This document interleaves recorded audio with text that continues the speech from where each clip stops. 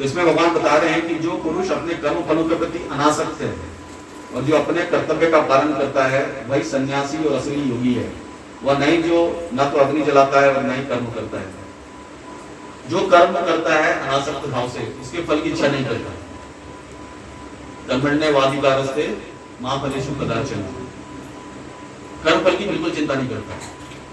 उसका सिर्फ एक काम होता है कि वो अपना काम अच्छे से करता है। यदि कोई शिक्षक है तो ईमानदारी से अपनी ड्यूटी करता है। एक व्यापारी है ईमानदारी से अपनी ड्यूटी करता है। एक कॉर्पोरेट में है ईमानदारी से अपना काम करता है, ठीक है। और एक कृषक है वो भी अपना काम ईमानदारी से करता है। तो सारों को अपना काम ईमानदारी से करना चाहिए और उसमें कोई आसक्ति नहीं रहना चाहिए। मुझे इसलिए काम नहीं करना है कि मेरे को प्रमोशन मिल जाए, बहुत पैसा मिल जाए, उसके लिए नहीं काम करना है। मुझे अपनी ड्यूटी करना है।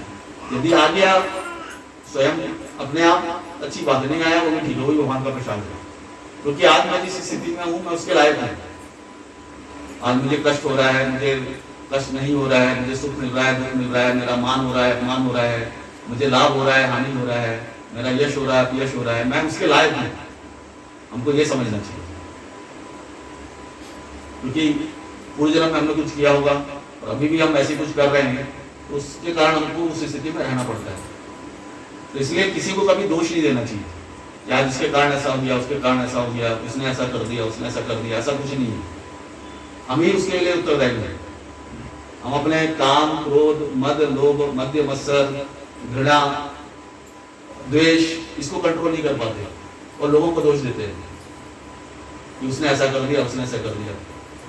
हम अपनी इच्छाओं के दास हैं, अपने मन के दास हैं और हमारे हिसाब से काम नहीं होता तो हम व्यतीत हो जाते हैं, विचलित हो जाते हैं। तो हमको इन चीजों पे कंट्रोल करना है। और ये कैसे आएगा? भगवत भक्ति से आएगा और कोई दूसरा तरीका नहीं है।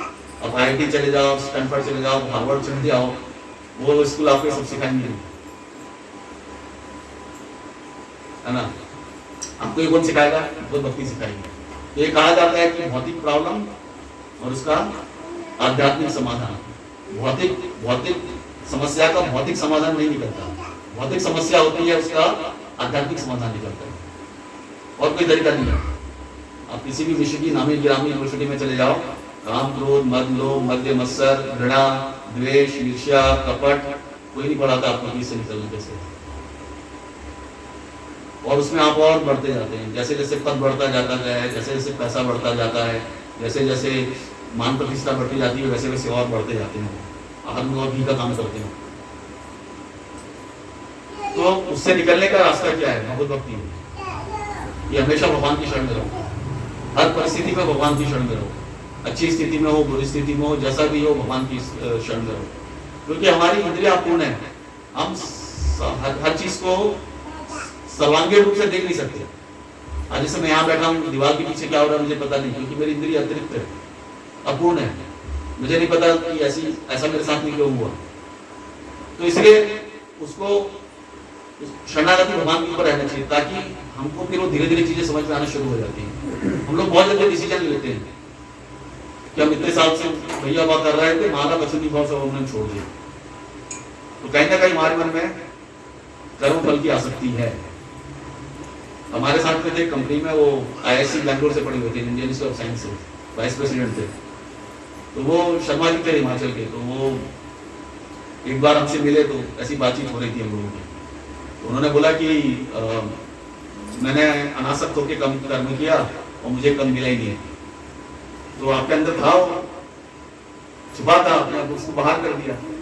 अनासक्त मतलब कोई आसक्ति हो ना। बोले हमने 4 साल अनासक्त होकर काम किया, कुछ मिला ही नहीं।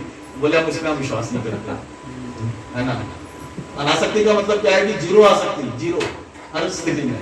और आपने उसको कुछ समय के लिए दबाया, बैठा आपने उसको उजागर कर दिया। तो कहीं ना कहीं आसक्ति अंदर है कि नहीं।